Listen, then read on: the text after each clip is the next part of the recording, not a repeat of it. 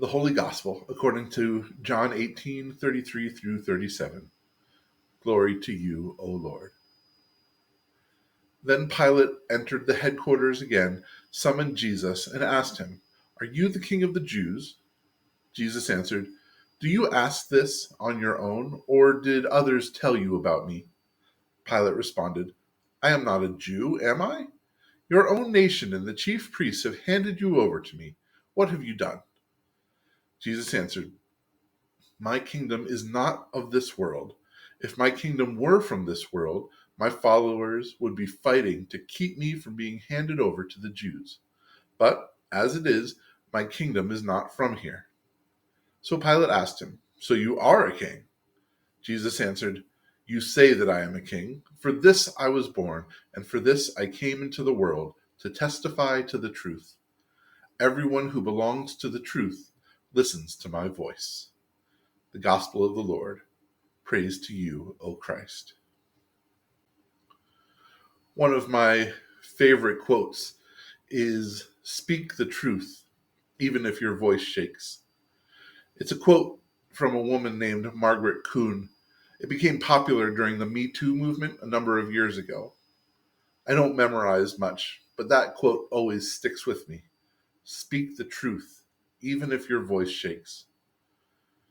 Sometimes I like to imagine Jesus standing before Pilate as bold and defiant, even though maybe I need to reconsider that. If we were to go back and read a few verses before this conversation with Pilate, Jesus was already arrested in what might have been a very high octane confrontation. He's brought to the high priest and perhaps some of his associates, and perhaps also still having guards, armed guards, around him. When Jesus answers a question, they smack him on the face. I don't know how many of us have ever gotten into a physical altercation before, but it's scary. And it's not like Jesus is suddenly done with being questioned. He goes from one leader to another, being asked big questions about who he is, and the very nature of his reply has enough gravitas to bring the whole world, as everyone knew it, crashing down. Jesus saying that he's a king would be a revolt in two places: the Jewish world that they lived in and the Roman world that they all served under. It threatened all of the people and places of power that they occupied. And yet, all that I can currently think about is that when Jesus perhaps spoke with Pontius Pilate that day, I feel his voice shook when he did it. Because perhaps, too, he knew the ramifications of his declaration. Jesus answered, "You say that I am a king. For this I was born, and for this I came into the world, to testify to the truth, that everyone who belongs to the truth listens to my voice." Perhaps he wondered that as he said it, he was going to get hit in the face again. To share another quote I have stored deep back in the back part of my brain, "Everyone has a plan until they get punched in the mouth." I think this was spoken by the infamous maybe, Mike Tyson. Maybe Jesus doesn't change the plan too much, but I feel like his voice shakes when he's speaking this truth. The truth is quite hard to determine, isn't it? You don't need to answer this out loud or raise your hand or anything, but I'm curious. Many of us today lean towards one political party over another. That's okay. There's nothing wrong with that. But here's what I'd like to have you think about.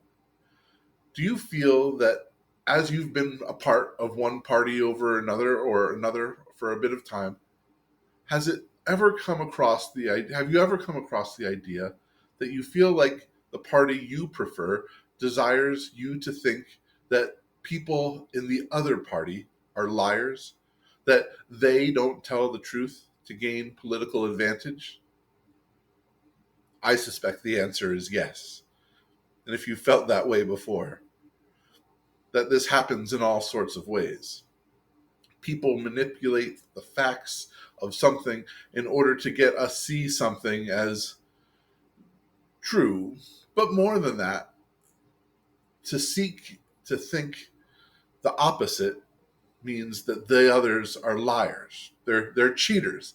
They are downright scoundrels even. The book of Ecclesiastes says that there is nothing new under the sun, which I take to mean that people have tried to manipulate the truth for so long now. But these days, maybe it just feels more constant, more intentional. We are told not to believe anyone but the people trying to sell us things. I'm going to share one more quote with you. It comes from the founder of my own denomination, John Huss. He has a number of quotes about the truth, but my favorite one is this: seek the truth, hear the truth, learn the truth, love the truth, speak the truth, and hold the truth and defend the truth until death. It's something that I've had made into a sign that sits in my house. I'd like to have it in my office, but it was too big to fit in my old car, and truthfully, it's big and metal and heavy and awkward to move these days, but I love it. I enjoy it because it takes us on a journey in search of truth. Truth must be sought after. We must yearn to listen to it. We must learn what it is and learn from it. We must love the truth, because that's how it starts to dwell within us. Only then do we speak it. Only then do we hold it dear and defend it and realize that truth is perhaps one of the few things worth dying for. Jesus is the truth. I understand that concept most of the time, but sometimes I take it in another direction. I feel like there are facts out there which are truths of the world, and I can apply them to being the way of God too. If something is true, then I hold it to be of Christ. If something brings people together in a spirit of reconciliation, then I hold it to be truth, to be of Christ. I was going through some of the main documents that all three of the denominations we work with in this church are called the full communion documents. It's called One Flock, One Shepherd. I was struck by the way that it really calls upon us to work together rather than apart when we're able. It talks about each of our respective denominations, Anglican, Lutheran, Moravian, and how we have all held on to these different parts of God's wonderful truth, but that perhaps we see it better when we work together in conjunction rather than apart. In my meetings 2 weeks ago, I was inspired to write a song using that document as a foundation. I thought it might be interesting if we tried to sing it together. I didn't account for the fact that I wouldn't be here this Sunday, but I hope that you'll still try to sing it out loud and enjoy it as you do. I'd love to hear your thoughts on it when I see you again later this week. Let's sing Walk Together in Communion.